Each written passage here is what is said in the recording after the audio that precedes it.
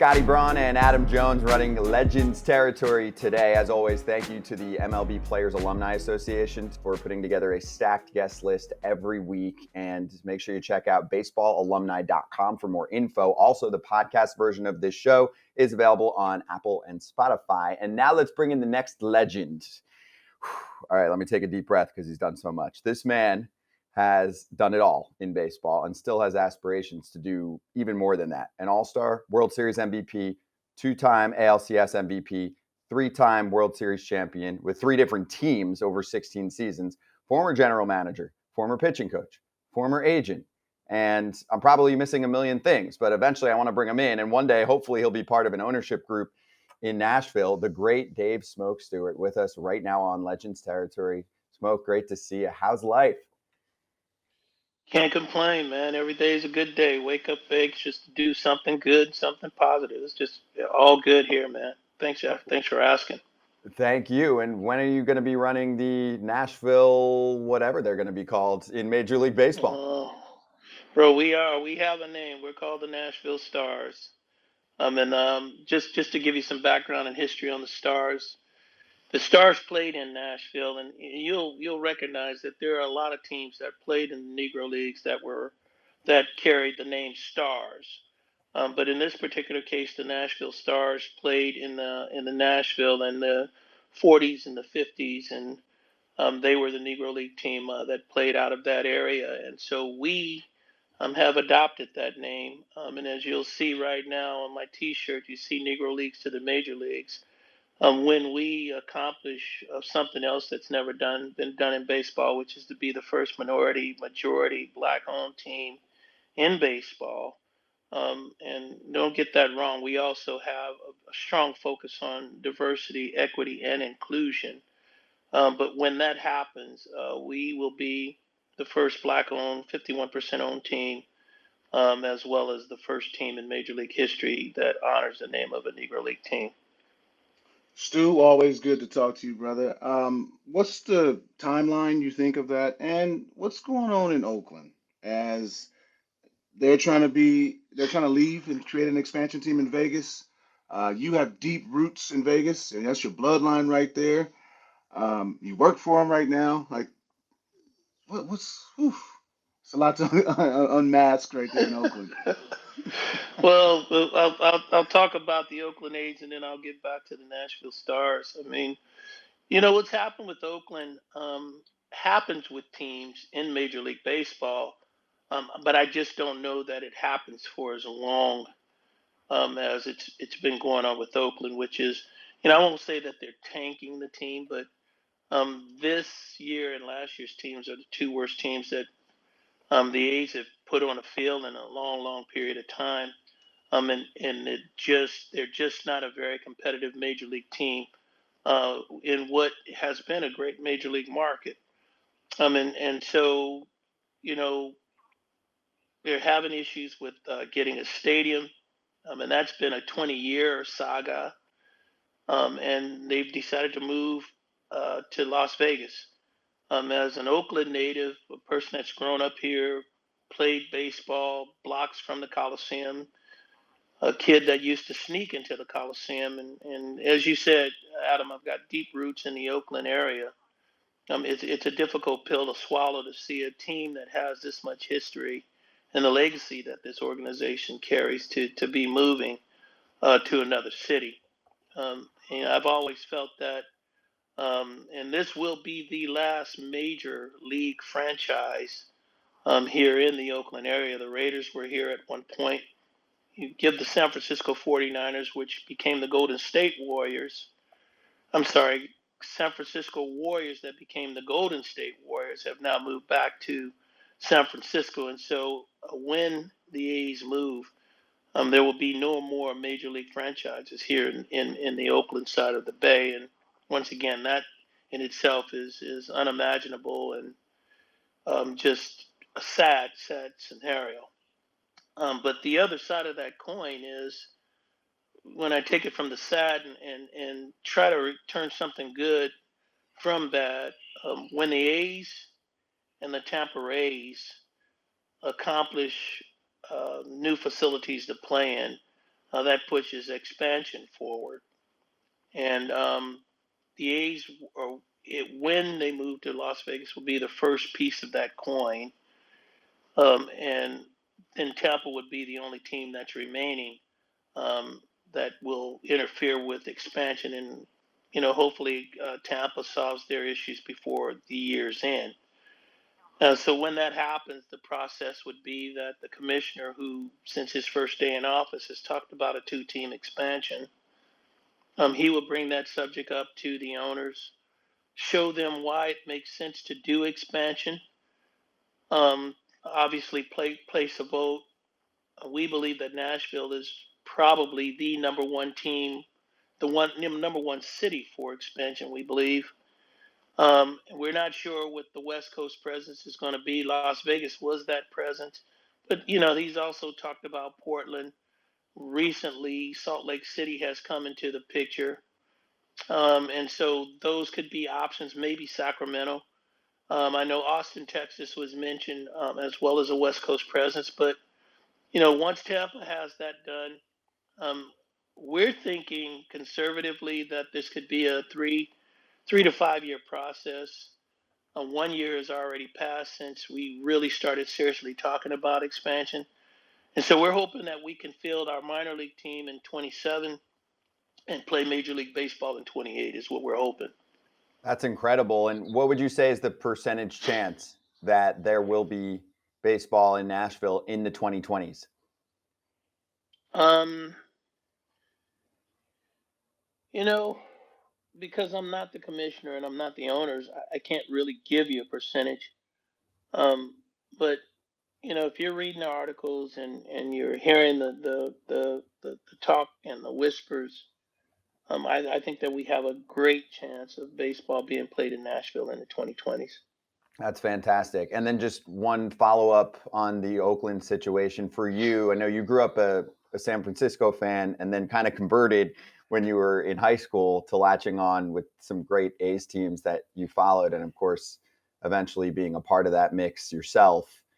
How do you think the city is handling the situation right now? Like you mentioned, I mean, you could call it tanking this year, especially. They haven't put a suitable team on the field. They upcharge ticket prices after that. It's been a tough situation. Hearing from a lot of fans that say they feel neglected at this point and that they're halfway out the door. And meanwhile, the ownership group looks like they already have to work on a different site from the one that they initially planned in Vegas. So what have you thought about, I guess, the way the ownership group has handled this situation that you can learn about how, to treat your fan base? Well, this has been, as I said, I'm trying to really look at it in the way that I can and the only way that I can. And being an agent, I know that to get a deal done, that both sides have to come to equal ground. I have had dealings with the Oakland City Council. I mean, it wasn't very, very positive. Um, and so, I mean, I believe that the inexperience of the city, understanding what a major league franchise can do in the downtown area of Oakland, the economics, um, I think that they failed to see what the ultimate goal will be and what will happen if you were to put a franchise downtown in the Howard Terminal area. We can look at the Washington Nationals and what's taking place there. The Battery in Atlanta right now, although it is not in a downtown area, but the economics and how well it's doing in Atlanta. I was a part of the Padres organization in 1998 when we went to the World Series, and the vote was taken, and now there's a major league stadium in the downtown area of San Diego, and that area is flourishing. So I think that the city of Oakland, the city council, I think that they've missed what having a major league franchise can actually do for downtown. But at the same time, on the ownership side, quite frankly, I'm not too sure that it's been handled in the way that it should be handled from the A's standpoint. There are a lot of things that that they could have done, probably should have done, to try to make this work. But I still always go back to the fact that with this organization as it stands for the Fisher family, it's been a 9-year process. And some people will say that, well, they wanted to go to Fremont. Oh, they've talked about San Jose in all the different areas. But the bottom line is that I believe that the Fisher family has tried to keep the A's in the Bay Area. And they've just not been able to get that done. And I think from frustration from their side, dealing with the city, dealing with the state, that probably they haven't handled it in the best possible way that they can. I think that the fans are frustrated with the whole process. We're getting 3,000 to 2,500, 2,000 fans at the stadium, which that shows you their frustration. And it also shows you their anger with ownership. It's just not been a good process. And in this, nobody wins. The team moving to Vegas, obviously, the end result for them is that they will get a new stadium and maybe have success in Vegas. The city loses, and the biggest loser in all of this will be the fans and the loyals of the A's franchise. Stu, you mentioned that, just off topic real quick, I'm going to get into it later. That 98 Padres, when you were the pitching coach there, I was 13 years old. You wore your hat like this, sitting on the bench like this. Every other kid that I grew up with and wanted to wear their hat like the dudes at the beach and all that. No, man, me and my friends, we wanted to wear our hat dark, like down, like Stu. Oh, it was the best. That was my favorite year, obviously, of baseball because that just catapulted me into loving it. But I'm going to talk about a bright spot for the Oakland A's on the field, but a down moment. A good friend of yours, Vida Blue, passing. One of the just best overall pitchers of all time. Let's give him that. One of the best lefties, but a great human being. People that know him, I got to play with his son in the minor leagues back in the day, and just what does Vida mean to you? Well, through Reggie Jackson, who I met in 1968 as an 11-year-old. I eventually met Vida when he came to the big leagues in '69. And Vida at 69, he was 19 years old.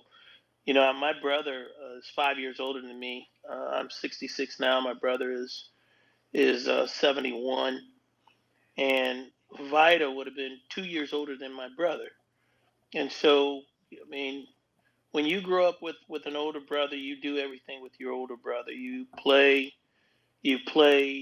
baseball with them, you play football with them, you play basketball with them, you play baseball in the streets. We used to put paper on the ground as our bases and play baseball in the streets. And so meeting Vida, as a 19-year-old, I could not separate the fact that he was a major league player, and who happened to be 19. He was just Vida Blue to me. He was 19 years old. I would have conversations with him and have opportunities to really feel like he was just an older sibling.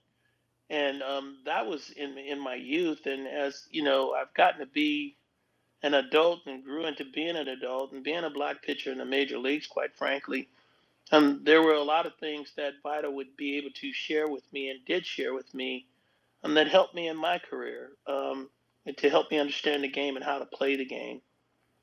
But when you, even Adam, as you said, take Vida off of the baseball field, take the uniform off of him, and the great things that he did in the game on the field, Vida was a tremendous human being. He was a guy that never had a stranger come in his life. Everybody felt as if they knew Vida all their lives.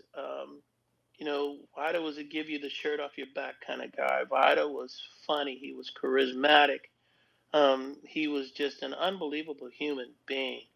Vida was, as I would put it, you've got friends out there who practice good judgment, or you got friends out there that practice good manners.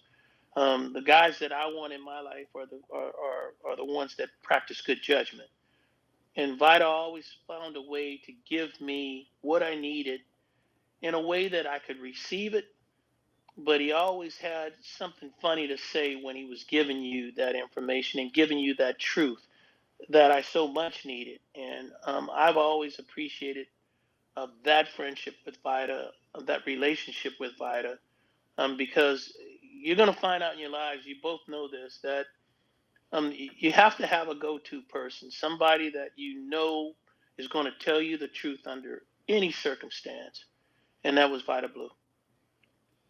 You got any cool Vida Blue stories? Something funny that nobody's heard yet that Well, we can hear? you That know we what? can hear? That you can tell? Yeah, I mean this one's an easy this this one's an easy one we because we both went through it. You know, Vida, he was actually coming to a function that my sister was giving. You know, all my people are from Louisiana as well, so my sister was giving a function, and Vida was coming to that function, and he walked into the place and he said, "Man," I said, "What's going on?" He said, "Do you know how many people tell me I look like you?" And I said, "No, I had no idea how many people tell me you look like me." I said, "But I'll tell you this. I was just getting off the plane to come here, and the flight attendant on the south, I was flying Southwest, and the flight attendant says, 'I know who you are. I know who you are.'" And I started smiling, and my chest was all poked out. And I said, "You know who I am, huh?" She says, "Yeah." She says, "You know, you get to your seat, and I'm gonna come and tell you. I don't want to say it all loud with all these people around us." And I said, "Okay." So I get to my seat. She's bringing me my orange juice, and she says, "You're Vida Blue." I said, "What?" I said, "Vida Blue." I said, "Vida." I said, "Vida is shorter. He's fatter, and he ain't as handsome."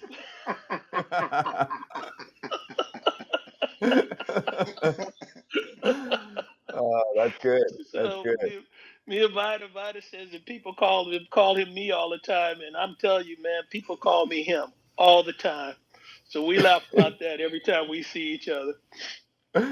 Oh, I love that. I love that. All right. So then, while we're on it, another A's great who is a big part of your life, so much so that right before we started, we had to wait a minute because you were getting a call from your guy, Reggie Jackson. And you're up early, and so is Reggie. I mean, hey, it Yeah. takes a certain kind of friendship to call you at like 6 in the morning. So, from your relationship now all the way back to just the incredible story of you sneaking into the ballpark and how that relationship formed for you at a really young age. Yeah, at 11 years old, as I said, me and my cousins, Kevin and Daryl, we used to sneak in the ballpark, and we were hiding out in right field, which at that time it hadn't become Reggie's regiment, but eventually became Reggie's regiment. And we snuck in the ballpark, and we were hiding out and waiting for balls to come into the seats, and collecting baseballs pre-game. And Reggie had his back turned to the infield, waiting for us to pop our heads up. And so ball comes up, we finally stand up to get the ball, and Reggie says, "Hey, old man Finley's gonna be not too happy with you guys." And my cousin said, "What do you mean?" He says, he gonna put you guys out of here." And my cousin said, "Well, shoot, he couldn't keep us from getting in here, so how is he gonna put us out?" So Reggie said, "Oh, you guys think you smart, huh?" He says, "I'm telling you what, old man Finley, he's gonna put you guys out." And he said, "Well, we'll be here. We're going nowhere. We're gonna be right here when he gets ready." And that was that for that. And then Rick Mundy later on hit a home run during the course of that game that we ended up getting.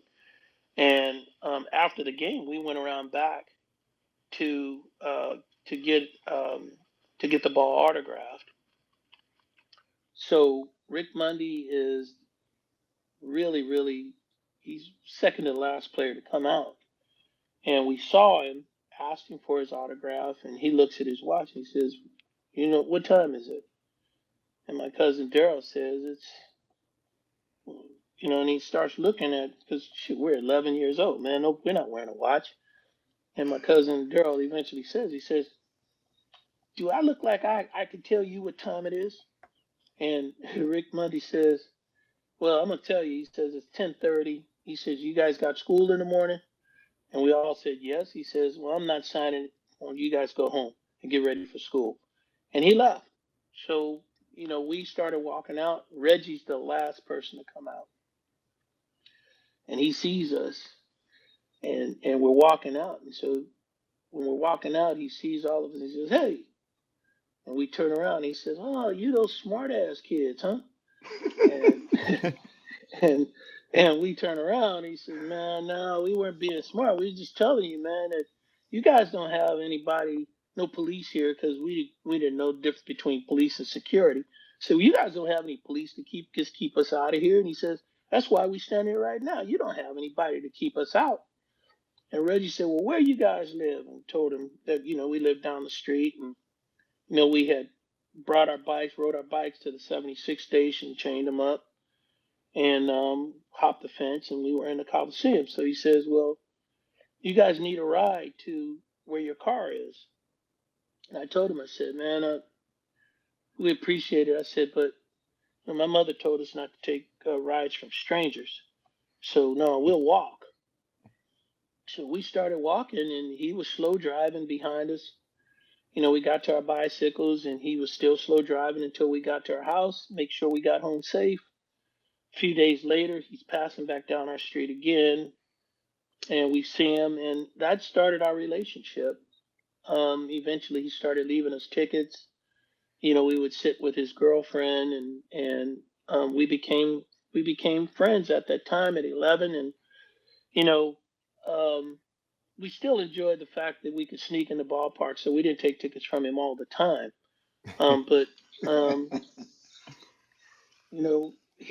that built our friendship. And eventually I started playing more baseball and got drafted by the Dodgers. And the next time that I would see Reggie, actually, so from 17 years old until I was 22, I didn't see Reggie at all, didn't talk to him by phone, anything. And I see him in the World Series in 1981. The Dodgers are playing the Yankees. Reggie is. We lost the first two games in New York. Reggie was not having a good series. He wasn't having a good series offensively, and defensively he had made a couple of errors. But when we got to LA, he was taking early batting practice, and I could hear him taking batting practice, critiquing himself. And at that time, I now have a son, and I'm bringing my son in, and I'm going to get an autograph for my son. And I walked up to him and I asked if he would sign a baseball for me.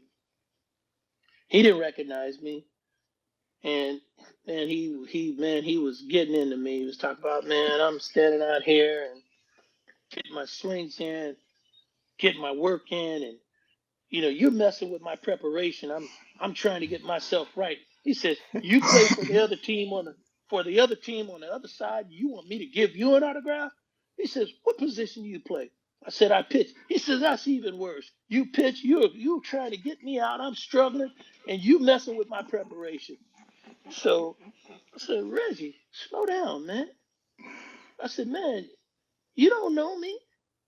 And he says, "No, I don't know you." I stepped back from him a couple of steps. I said, "Man, look at me, man." He says, "I don't know you." I said, "Man, David Stewart, Keith." He said, "Little Stu?" I said, "Yeah, man." And he said, "Oh, man," gave me a big hug and, embraced my son. I told him who my son was, gave me a big hug. And since 1981, we have obviously we started rebuilding our friendship then, and you see, he called me at 6:30 this morning. For whatever that reason is, we have been close. I consider Reggie to be one of my siblings, my big brother, and that's our relationship today.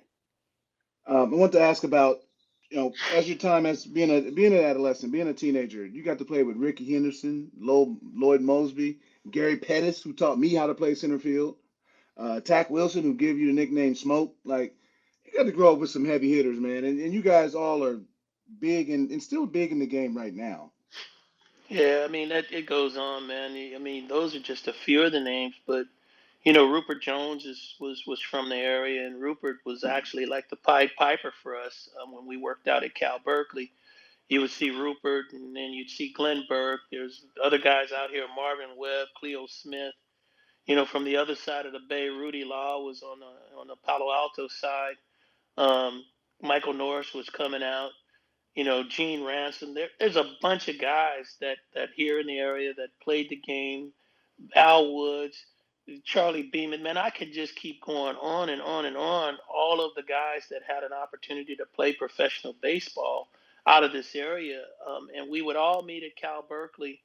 Rupert one winter brought out Willie Wilson. So, and we would get together, man, and we play in semi-pro games. We had Eddie Jewell was the guy that would pick us up on Saturdays and Sunday mornings, put us in the back of his Fred Sanford truck, and we would all be in the back of the truck, man, headed over to play different teams around the Bay Area, and then when it got time for the professionals to go and play and get into our spring trainings, we would separate and go into our areas. But yeah, man, Lloyd Mosby, Pettis, Rickey.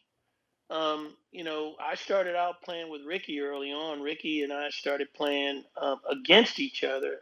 When I was 13, Rickey was no, actually I was 14. Rickey was 13. Rickey was playing in the North Oakland area for a team called Porterhouse, and I was playing for the Oakland Police.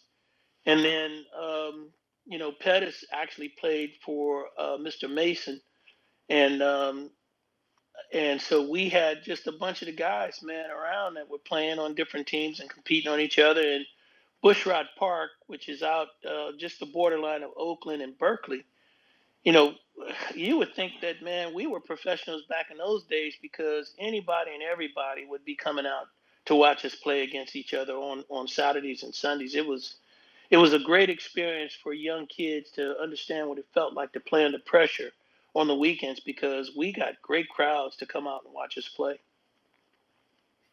Dave, I want to transition to your front office and agent life. So if you compare and contrast those two positions that you held, which one did you like better? Oh, definitely. There's nothing like playing.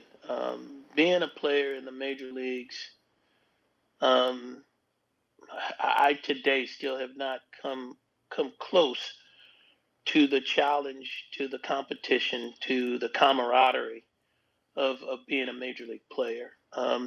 Being a general manager was great. It wasn't exactly what I thought it would be. Um, I had layers above me, quite frankly, of people who didn't even know as much as I knew, trying to tell me what to do. And one of my primary goals and reasons for wanting to be a part of ownership is so that I don't have anybody who doesn't understand the game, who doesn't understand people, who doesn't understand the clubhouse, who doesn't understand players to tell me that this is the right way to go when I know it's wrong. That's why ownership is meaningful to me. But man, to step on a major league field, to put a uniform on, to compete against people that you watched when you were a kid growing up, and to compete against the up and coming players that are going to be superstars in the game. There's nothing like that. There's nothing like it. I got selected to the All-Star game, um, and Bob Gibson called me. And Bob Gibson was one of my heroes. He was my first hero, actually, when I was a kid. And Bob Gibson called me and he said, you made the All-Star game. I said, yes. He said, congratulations. I said, thank you. He says, I got one thing that I'm going to give you, and I want you to listen to this closely. And I said, okay. He says, when you get there, he says, you make sure that you don't make friends with anybody in that clubhouse. And I said, man, it's an all-star game. He says, I don't care. He says, In my day, you had the Tuesday All-Star game. You get there on Sunday night. Monday you have a practice and whatever. Tuesday you play. Wednesday you fly back. Thursday you play. And so Bob says those guys, man, they just your teammates for a day.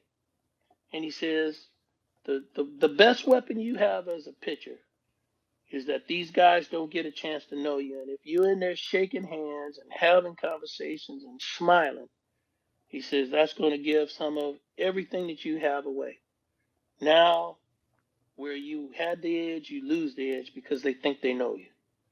And I took his advice, man. I was in the clubhouse in the All-Star game, and guys were coming over, shake my hand, and I shake their hand and just keep on walking, keep on going. And fortunately for me, I had a spot.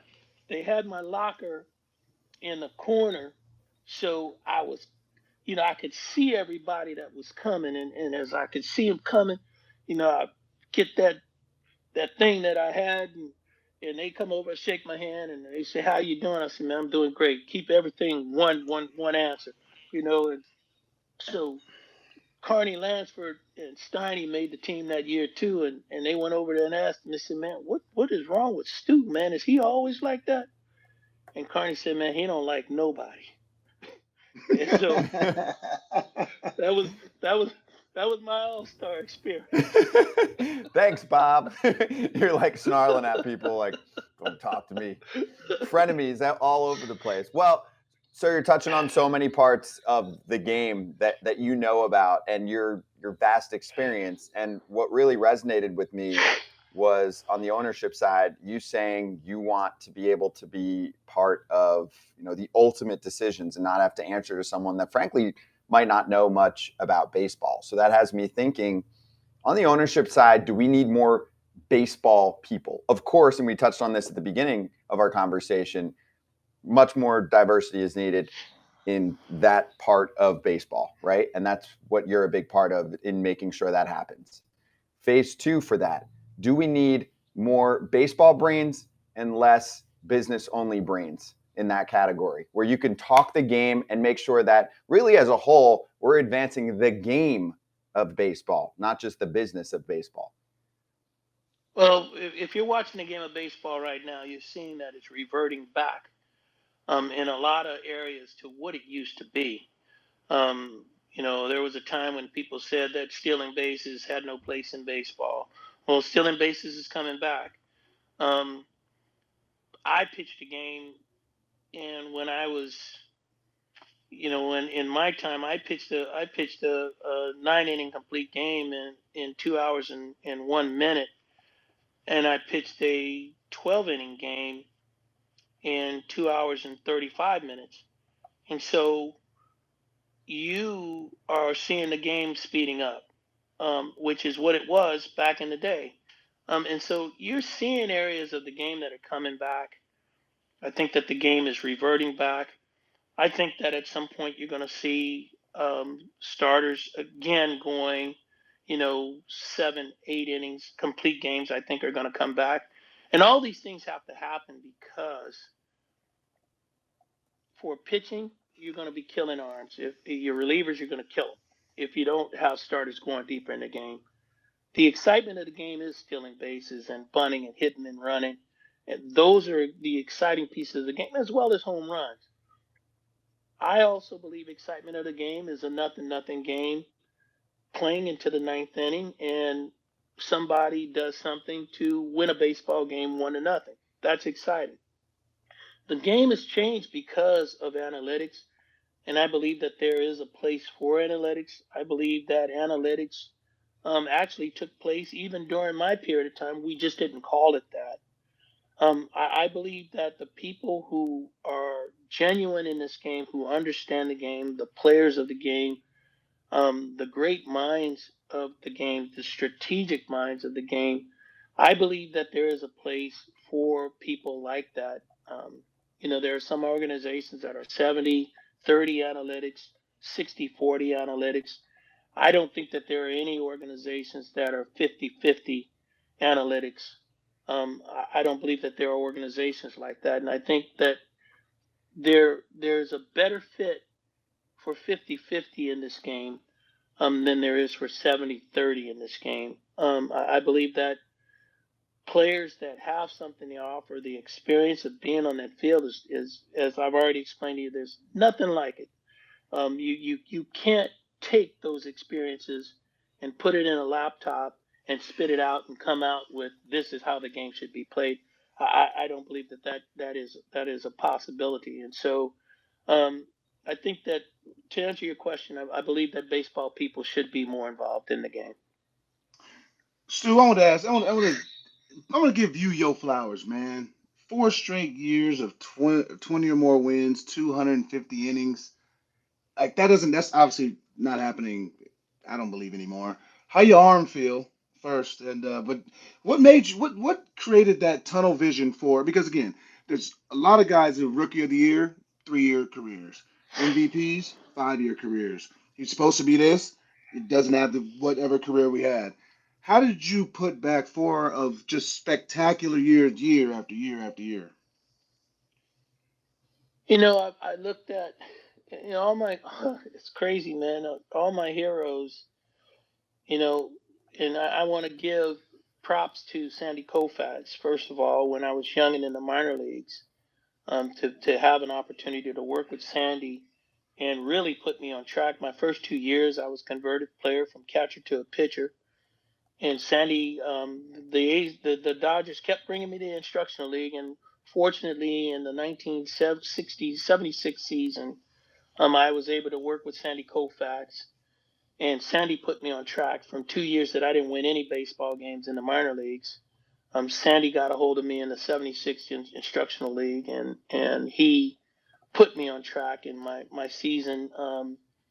In the 77 year, I ended up winning 18 games. I was 18-4. And I owe that all to Sandy Koufax and really explaining to me what pitching was, how mechanically I should work, telling me about his life when he first came into baseball and how he had problems with his control. All those things were helpful to me. As I got to the big leagues, I had an opportunity to meet some of the heroes. Now, when I was a kid, there was Juan Marichal, there was Drysdale, there was Bob Gibson. Um, those were the guys that I had an opportunity to look at. Fergie Jenkins, I had an opportunity to watch those guys. What did those guys have in common? Drysdale, not in this class, but Marichal, Gibson, Fergie Jenkins were all consecutive 20-game winners. And so once I really started learning what I was doing at the major league level, I changed my focus from just being a major league pitcher and being a part of the team to being the team. And I don't mean that in an egotistical way, but some people play the game because you just love playing baseball. For a long period of time, the numbers may not have reflected it, but there was a decision that I consciously made that I'm going to be the game. And all that meant was that when I take the field, I'm going to give people a reason to come out and watch baseball. I want people to come out and say, on this day, Dave Stewart pitched, and I'm a fan of the game. That's what it means to be the game for me. And so I watched Fergie, I watched Gibby, and I watched Marichal, and I said, what do all these guys have in common? Well, what they had in common is that they were all 300 inning pitchers. They pitched 300 innings. They had complete games. That's what they all shared in common. Complete games and 300 innings. And so I focus now on pitching innings. And I told Tony La Russa, and he'll confirm this. My first year I won 20. I told him I'm going to pitch 300 innings. And he says, you'll never pitch 300 innings for me. And I said, my goal is to pitch 300 innings. And he says, well, what is your thought in pitching 300 innings? What makes you think you can do that, first of all? And why do you want to do it? And I said, games are won in the late innings. They're not won early. You can lose a game early, but you can't win a game early. And he says, explain that to me. I said, well, if I give up 7 runs in the first inning, it's a pretty good chance I'm going to lose that game. I said, but if we score 7 runs early, there's a good chance in 9 innings that you can come back and score 7 runs. I said, so the best chance for me to win a baseball game is to pitch as deep as I can and to eliminate the bullpen. She said, what do you mean eliminate the bullpen? We got Dennis Eckersley down there. I said, I don't need that. What I need to do is I need to finish games because my best chance to win a game is me. So that's the conversation I'm having. So if you pitch innings, the innings means you're going to complete games. And if you complete games, there's a pretty good chance you won a game. And that's the thing that Gibson, Fergie Jenkins, and Marin Shell, all those guys had in common. And they were consecutive 20-game winners. And in that period of time, I was focused on throwing as many innings as I could, pitching as deep in the games as I could, and completing games. And that's what happened.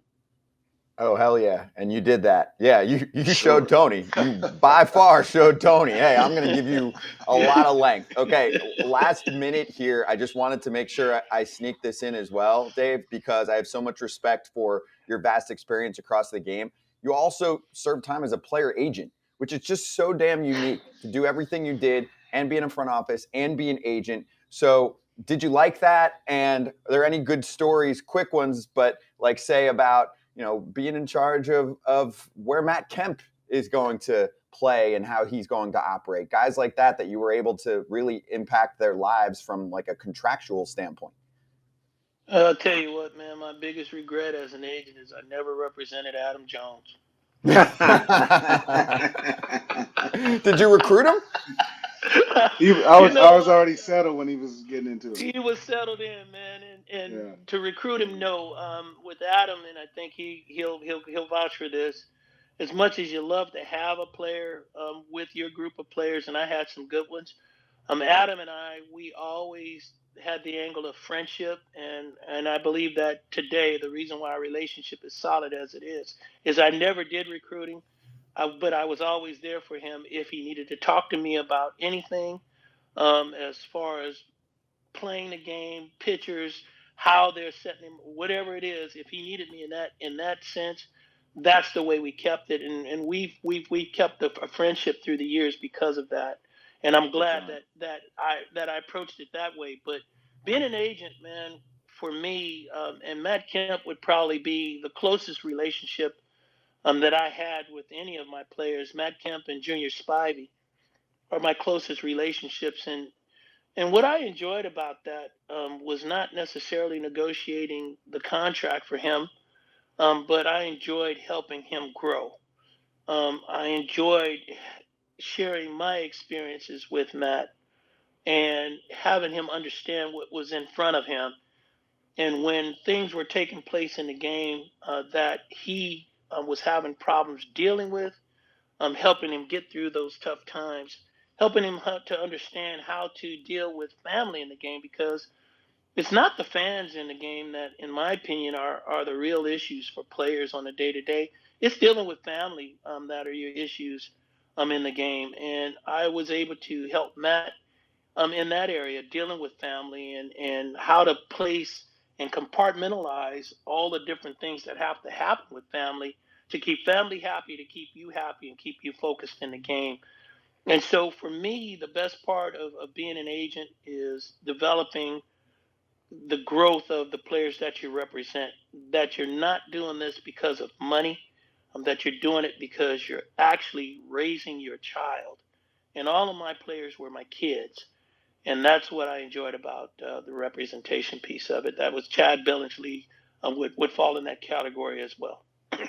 Well, you made a major impact in that category, and still one big accomplishment in this game left to go. We're rooting for you with the Nashville situation. We'll keep close tabs on it. So props again to the MLB Players Alumni Association for making this happen with us behind the scenes. Head to baseballalumni.com for much more info on your favorite former players like Dave. Catch new episodes every week on Foul Territory's YouTube channels and wherever you get your pods. And lastly, Smoke, thank you so much for the time here. Great catching up with you. Man, it was good sitting down and talking with you guys. I really appreciate it. Adam, good to see you You as too. always, man. And hey, man, this was so much fun for me. Thank you.